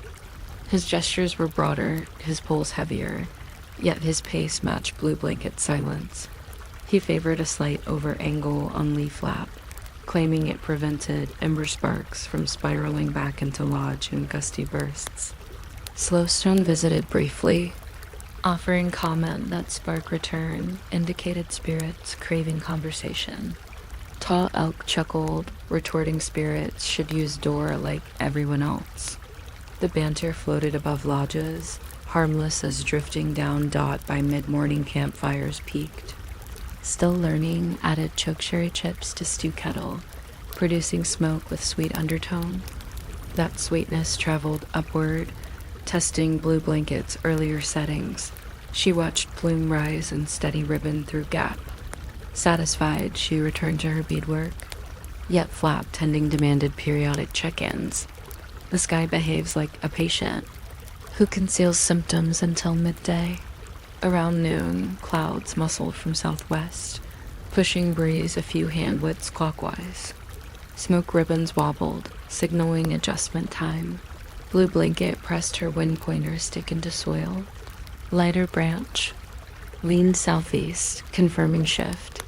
She loosened windward flap knot, allowed pull to drop an inch, constricting opening. Immediately, smoke changed lanes, veering east then up, as though grateful for traffic signage. She secured knot, tying extra half-hitch named rabbit ear for loop form to resist rising gust potential. She dusted palms on hide, feeling static. From brush contact, a private handshake with Lodge, across camp. Curved arm preferred marking wind shifts by observing parfleche cords hung on drawing rack. When cords trembled equally, she assumed symmetric flow. If one side flapped, she mirrored Blue Blanket's adjustments. Sometimes two caretakers would simultaneously alter flaps, creating choreographed dance of poles dotting camp silhouette. Outsiders might mistake it for signal code. In truth, it was less about messages than maintaining interior calm. A choreography rehearsed since Tupis first met Prairie Breath. Afternoon heat sometimes stilled wind altogether. On such days, lodge interiors risked feeling like ovens. Solution: lift both flaps high, crossing poles overhead, until they resembled antlers framing smoke hole. Blue Blanket performed this cross lift rarely, mindful that too wide a gap invited curious insects and stray sparks from neighboring fires. But when sun roared bravely, she chose cool over caution. She, and still learning, stood inside, watching sky appear closer through expanded opening. Light entered as luminous column, illuminating suspended dust motes that drifted like tiny parfleches voyaging nowhere. Evening introduced new problem. Downdrafts as temperature gradients reversed. Smoke now attempted descent, clinging to Lodge, while in lazy eddies. Blue Blanket preempted by dropping leeward flap until edge aligned with sun-dipped horizon. She fanned smoke outward with squared rawhide, persuading it to follow Door's encouragement. Night's first cricket call marked success.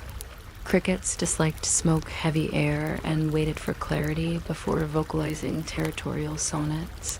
Dinner fires waned, embers pulsing like slow heartbeats. Smoke volume decreased, allowing flaps to close partially for warmth. Blue Blanket untied cords, rotated poles backward, letting hide settle until openings narrowed to arrow slits. The poles she laid beside Lodge, horns pointing east to gather. Dawn energy, an old habit from her grandmother, who swore such orientation sharpened cord fibers. Tall Elk mirrored procedure, though he pointed horns west, balancing the village's invisible axis. One final step. She inspected knots under starlight. Satisfied, she touched flap edge, whispering thanks. Some nights wind answered with slight rustle. Tonight it stayed silent, possibly dozing after a busy day. She entered Lodge, leading outside only silhouette of correctly folded ears. If you listen now, imagine hide wings shifting, cords creaking minutely as they absorb tremors of breeze. Picture the caretaker's measured steps, poles angled like slow sundials, knots tucking stories behind loops. Feel smoke choosing paths through openings calibrated by patience, ascending in threads too slender for worry to hitchhike. Let your breathing follow that thread, rise through gap, bend with changing gust, thin into nothing. Each exhale loosens a knot, each inhale lifts a flap. Continue until inner chamber of thought ventilates evenly, embers dim, poles rest, and wind pointer branch drops, still indicating at last. No adjustment is needed because dreams already know which way to drift. When July's heat matured into something closer to languid assurance than mere warmth, the village discovered that nights on buffalo robes felt uncomfortably muggy, the hides retaining sun-baked memory long after stars reclaimed darkness. That was the season for weaving summer sleeping mats broad, breathable panels of cattail and prairie cordgrass that would lie between dreamers and earth like gentle promises of ventilation. Crafting these mats required no heroic strength, only patient fingers, keen eyes for reed uniformity, and an appreciation for monotony elevated to art. Tonight we settle among those bundles of green and gold, listening as leaves wrestle against each other in rhythms calibrated to escort thoughts toward quieter altitudes. The first step began at dawn along the meandering Oxbow Pond, 2 arrow flights east of camp. Curved arm and still learning, armed with bone knives and jokes about mosquitoes' breakfast preferences, waded shin deep into cool water where cattails grew tallest. They inspected stalks for uniform width, neither too slender to snap in weaving nor so broad they would refuse graceful bends. Curved arm favored one slightly thicker than a quill pen. She claimed they sang better when dried. Each selected stalk was cut near the waterline with a slow draw, releasing a faint pop as air pockets escaped, a tiny applause for liberation. Bundles were tied with spare sinew, 6 dozen stalks per wrap, then carried to shore where prairie cordgrass awaited harvest. Cordgrass blades sliced air with the subtle hiss of secrets. Hands handled them carefully to avoid paper-cut insults. Still learning compared blade lengths to distance from fingertips to elbow, trimming variants with decisive snips, and laying them atop cattails so bundles mirrored layered feather fans. Back at camp, Blue Blanket had prepared a long drying rack raised off ground using willow fork stakes. Bundles lay across the rack in alternating directions, allowing afternoon breezes to slip between stems. While drying, the stalks shifted from verdant green to sage-tinted straw, their surfaces acquiring faint stripes reminiscent of ripples on shallow sandbars. Every few hours, Blue Blanket flipped bundles using a paddle carved from cottonwood wide, enough to scoop but gentle enough not to bruise fibers. Each flip released pheromonal grassy sweetness that mingled with cornmeal dumpling aroma drifting from communal pot. Drying lasted 3 suns. During that period, tall elk sharpened weaving awls from elk tibia, polishing points with sandstone until they gleamed like timid stars. He wrapped all handles in rabbit fur strips to spare palms blisters. He also cut measuring cords, lengths of sinew knotted at reed-length intervals to guide trimming. Still learning, dyed 1 cord with chokecherry juice for easy identification. A splash of accidental artistry he pretended was planned dot when stems clicked against each other like xylophone keys. Drying concluded. Weaving commenced inside Blue Blanket's lodge, where hides were rolled halfway up to welcome daylight but still soften glare. Loom setup required 2 support poles staked parallel at ankle height, cord woven between like minimal harp strings. Curved arm anchored 1 cattail horizontally, slid it beneath cords, then folded next reed over them, alternating under-over pattern that quickly established grid calm as plaid dawn. Still learning, managed cordgrass weft, threading blades perpendicular to cattails with all assistance, coaxing space where cloth would rather stay closed. The rhythm soon entrenched. Cattail, cordgrass, cattail, pause, tighten, sip of mint water. Resume.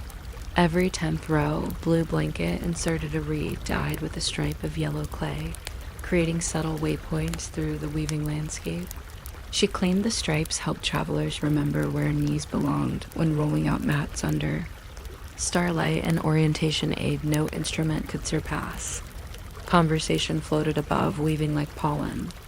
Topics included how last winter's moccasin solace settled into their roles, speculation on whether the new smoke flap knot would hold through an approaching thunderstorm, and brief wonderings about a distant trader rumored to carry blue glass beads shaped like water droplets. Each topic stretched only as far as the next reed placement, then slipped into comfortable silence until someone gently restarted it. Proving dialogue could mimic weaving. Under, over, under, rest. Late afternoon brought tightening ritual.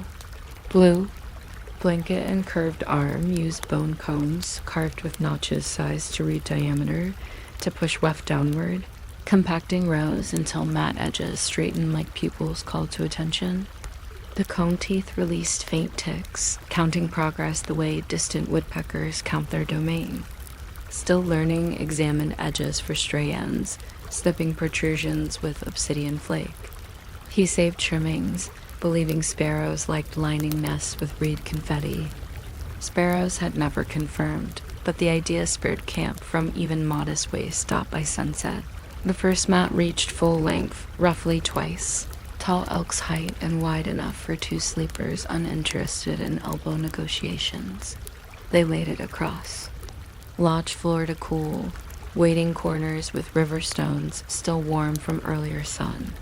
As it flattened, an almost inaudible rustle persisted, like a breeze practicing voice exercises.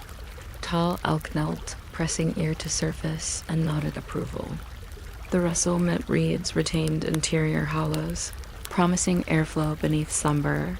Night's first star had company by the time 3 mats were finished. Each rolled into cylinder and tied with spare cordgrass, awaiting deployment. Before storage, Willow Woman prepared seasoning smoke, sage, dried sweetgrass, and pinch of pine needles smoldered in shallow clay bowl. Mats held over wisps absorbed fragrance that would release slowly under sleepers, ensuring dreams meld of clean memory rather than damp soil dot distribution occurred next evening after community supper of chokecherry, stew and roasted prairie, turnips.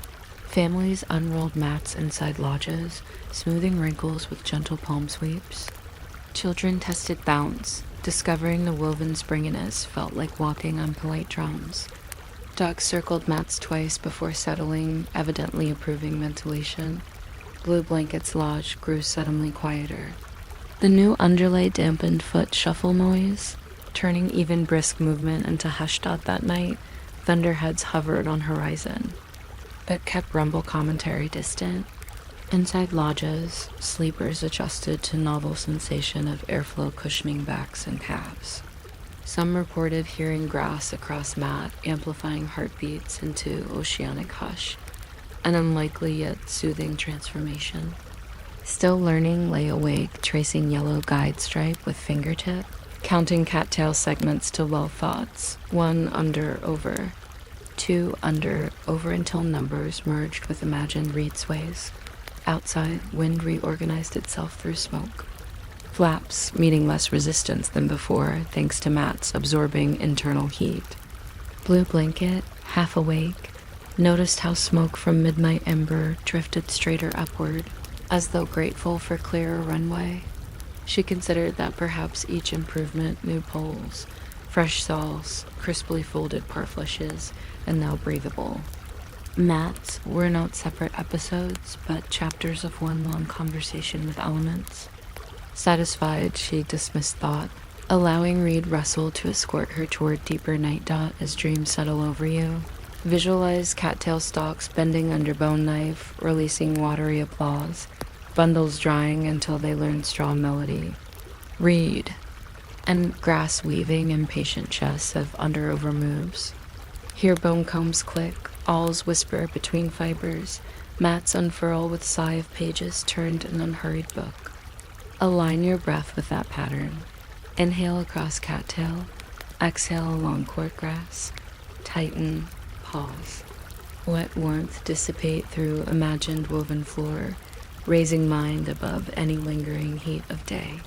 By the time thunderheads finish rehearsing beyond, far ridges, your own night will feel vented, scented, counted by stripes marking distances only dreams measure.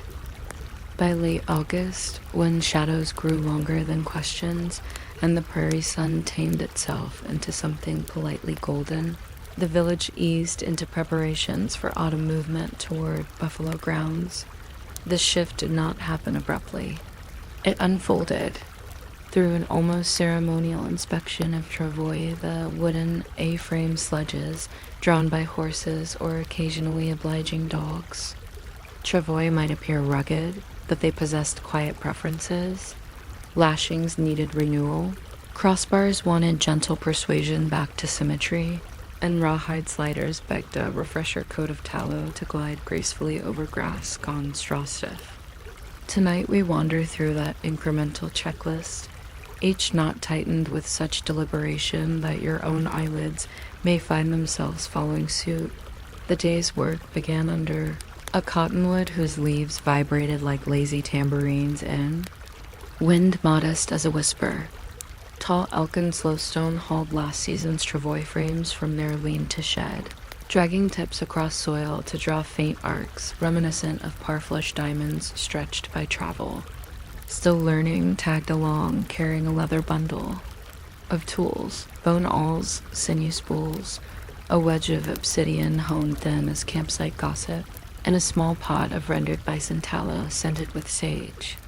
Blue Blanket brought a reed mat to sit on, reasoning that inspections offered fine vantage for evening cloud gossip. Each travois wore the memory of journey scuffs.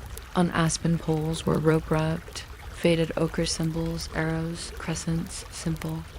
Spirals applied last autumn to denote ownership, or perhaps just artistic restlessness. Slowstone propped one frame against cottonwood trunk, sighting along poles to gauge straightness. Over winter storage, humidity fluctuations had nudged wood into slight bends, using the same warm stone method reserved for straightening arrow. Shafts, he heated trouble spots with embers cradled in metal ladle, then applied slow pressure until poles sighed back into cooperation. He claimed poles communicated willingness through subtle creaks. If creak resembled split firewood, he would stop, but today the notes arrived mellow like old floorboards warming.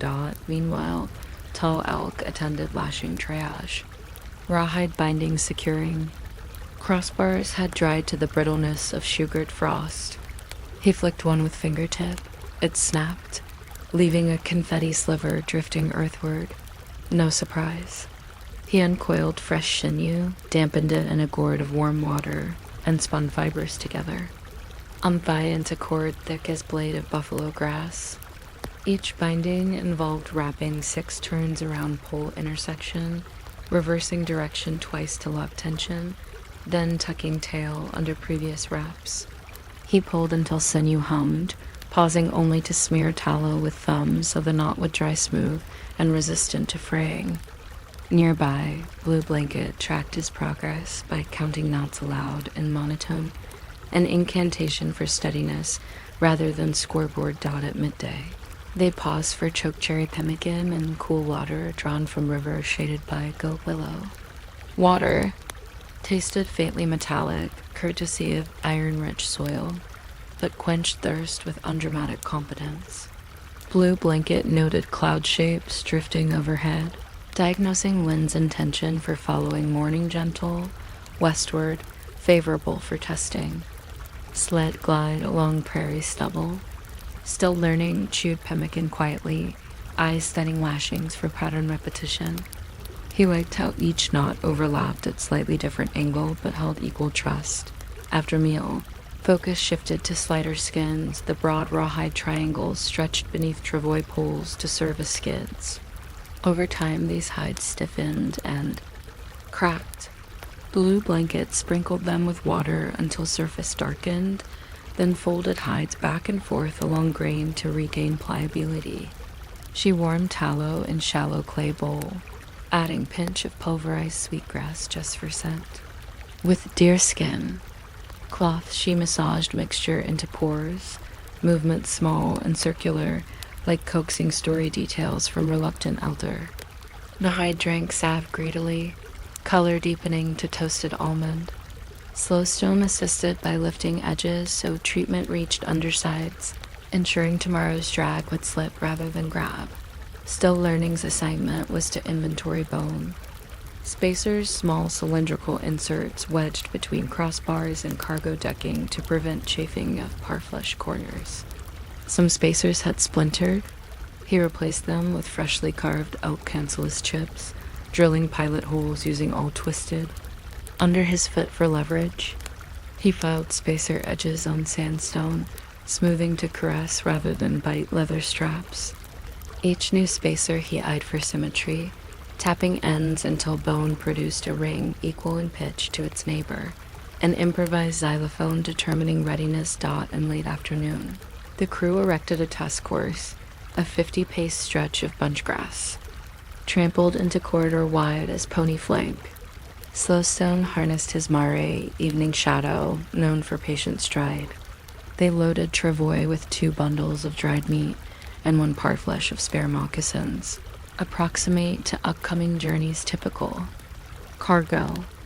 Evening Shadow walked, hooves crunching seeds. The Travois skis whispered she, leaving faint twin lines. Tall elk jogged alongside, watching lashings for wobble. None twitched beyond normal bounds. Halfway mark, Blue Blanket signaled halt and inspected crossbars. Cool to touch, bindings firm, hide underside free of heat gloss. Success recorded not on hide, but as collective nod. Evening approached in lavender gradient. They unloaded cargo, leaning bundles against cottonwood. Tall, elk stored Travois upright against shed to discourage rodents from gnawing tallow-rich hide. Sunlight slanted through pole shadows, writing abstract runes on ground. Still learning, traced 1 rune with toe, wondering if wind might read it and respond. Blue Blanket rinsed cloth in river, wringing sweetgrass aroma into current were small. Fish darted through perfumed eddies. Supper inside Blue Blanket's lodge tasted of rabbit stew accented with wild onion.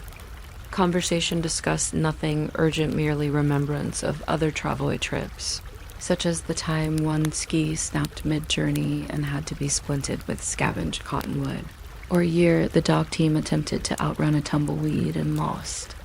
Laughter seeped between spoons and steam, soon yielding to comfortable quiet. Tall elk inspected 1 last knot by lamplight, smoothing frayed strand with tallow-dabbed thumb until fiber lay compliant. Night deepened. Crickets tuned, coyotes delivered distant editorial on sliver moon. Inside shed, Travois frames stood sentinel, their fresh lashings tightening steadily as sinew dried, producing occasional faint ping too soft to wake sleepers, likely aqueous ghosts of earlier rumination.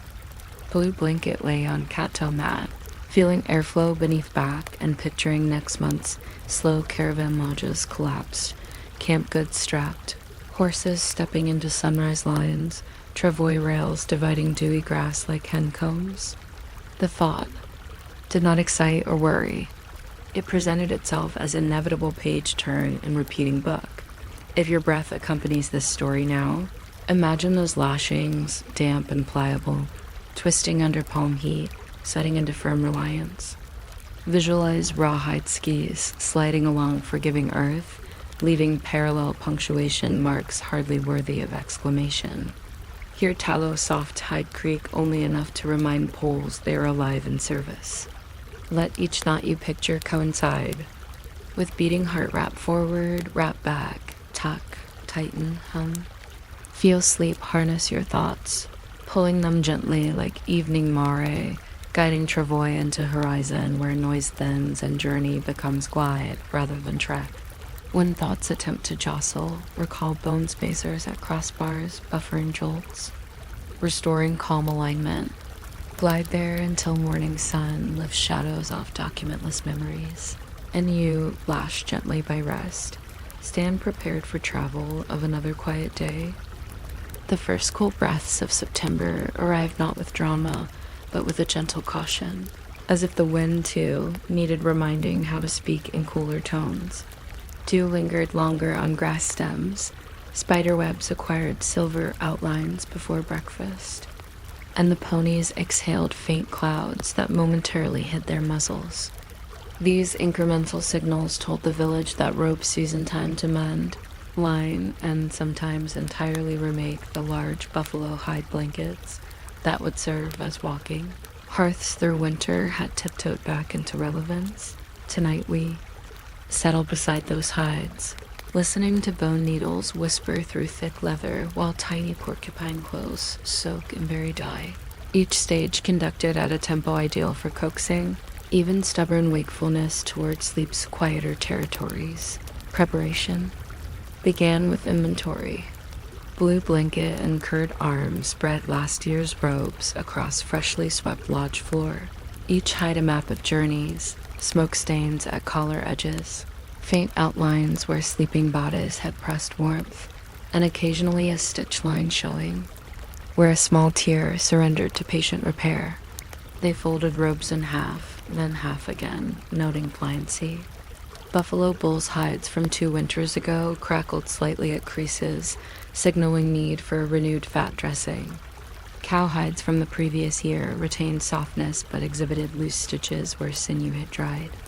A few calf robes carried, mostly by children or used as extra bed layers, still felt plush, requiring only light airing. Tall elk supervised the hide airing ritual.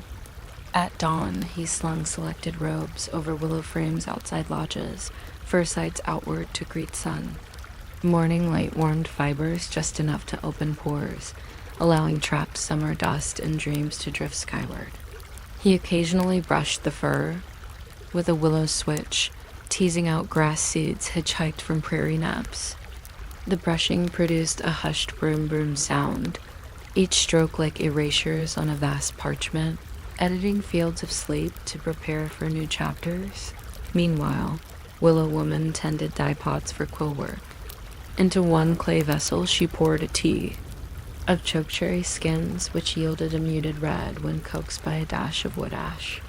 Into another she steeped wolfberry to produce a calm sunset orange. A third pot held ground sage leaves mixed with copper scrapings begged from a traveling tinsmith. Last season, together they generated a mossy green that seemed to inhale light. The liquid simmered over a low fire whose logs she rearranged occasionally, not from necessity, but so that their pops and sighs formed irregular heartbeats, soothing to listeners.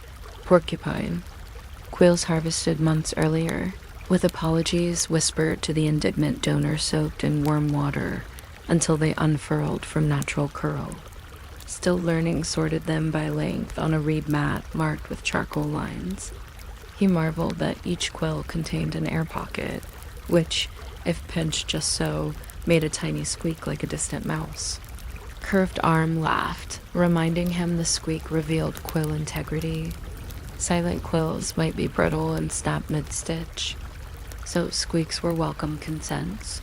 Blue Blanket prepared thread by pulling long fibers from back sinew of last autumn's deer.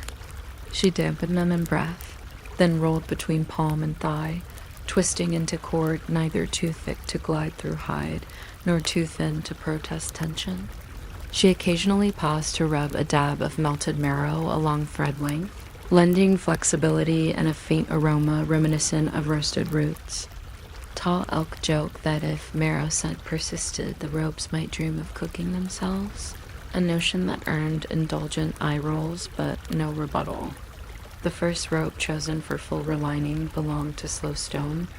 Its interior side, once supple, had worn thin under shoulders.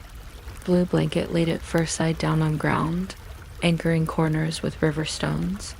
She measured an arc from collar to mid-back where wear was greatest. Using an obsidian blade honed thin as frost, she trimmed a crescent of new calf hide to overlay the weary section. Each cut parted fibers with whisper, revealing hide layers cuffed in pale cream. She set patch aside, then pierced original robe around worn area with an awl marked every finger width, ensuring uniform stitch spacing. Still learning threaded his. Sinew through newly dyed quills, alternating red and green closing ends with overhand knots the size of raindrops.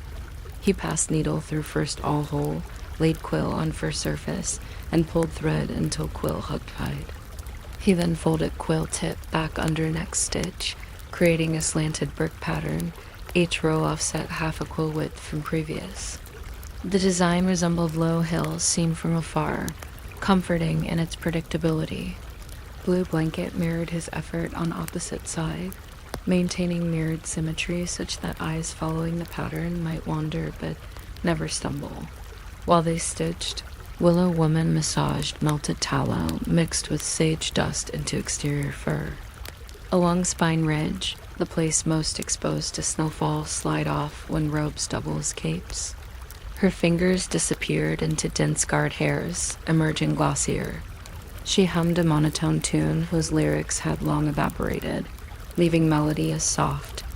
Skeleton wandering lodger, Slowstone listened, eyes half closed, feeling each hum vibrate through hide like distant thunder telling jokes to grass dot. By late afternoon, the patch lay secure, its edges overlapped by 2 finger widths of quill work that disguised seam. They flipped robe fur side up, patch contour barely visible, quill pattern gleaming quietly. Blue blanket brushed fur along grain, smoothing any ruffled opinions. She then folded collar inward, tested flexibility. High bent without cracked marrow, treated thread performing as intended. Not every robe required patching. Some benefited from decorative reinforcement alone. Curved arm added orange wolfberry chevrons along edge of tall elk's robe, each chevron pointing inward as though ushering warmth toward wearer. She secured hem with whip stitch, pulling thread snug enough to gather slightly, creating ripple that would drape gracefully over shoulders. Tall elk tried robe on, rotating arms to test. Stitches held, chevrons fluttered, and he declared it breeze-approved dot as dusk approached.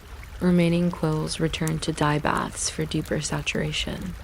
Willow woman banked fire, letting pots steep overnight to yield richer pigments tomorrow. Blue blanket rolled completed robes into loose cylinders, tying with scrap sinews.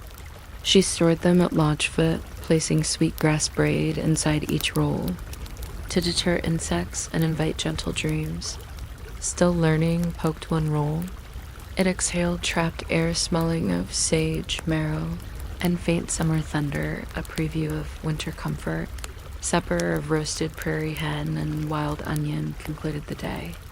Conversation touched on upcoming buffalo trek, speculating how new robes would fare during cold vigils on hill crests. Slowstone mused that quilts of quill work might glow under moon, guiding hunters back if fires burned low.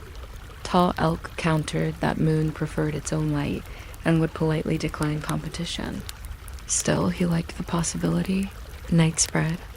Quietly, blue blanket extinguished lamp, leaving robe rolls silhouetted against dying embers. Outside, wind rustled cottonwood leaves, a rehearsal for winter storms still months away.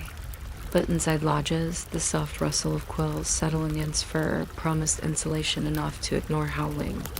Blue blanket lay on her cattail mat beneath, newly patched robe, its interior smelling of calf hide promise. She inhaled deeply, sensing temperature equalize between fur and skin. If your eyes hesitate at wakefulness now, imagine needles piercing hide in measured rhythm. Push, pull, slide. Quill, fold, repeat. Hear sinew thread creak gently, quill squeak ascent, marrow rubbed fibers sigh. Picture tallow melting into guard hairs, smoothing them into winter allegiance. Sense robes rolled into cylinders, exhaling future warmth, each containing hidden stripe of dye representing chokecherry skies or wolfberry sunsets. Let those imagined rolls settle around your thought like weightless blankets, muffling bustle, encouraging mind to tuck seams into itself. Breathe deeper. With each inhale, draw in quiet of marrow-scented thread. With each exhale, release days, gathering dust. Continue until mental cottonwoods hush, dye pots cool, and quills drift into pigments deeper than memory, an entire winter's comfort stitched into the night. Before snow even considers falling,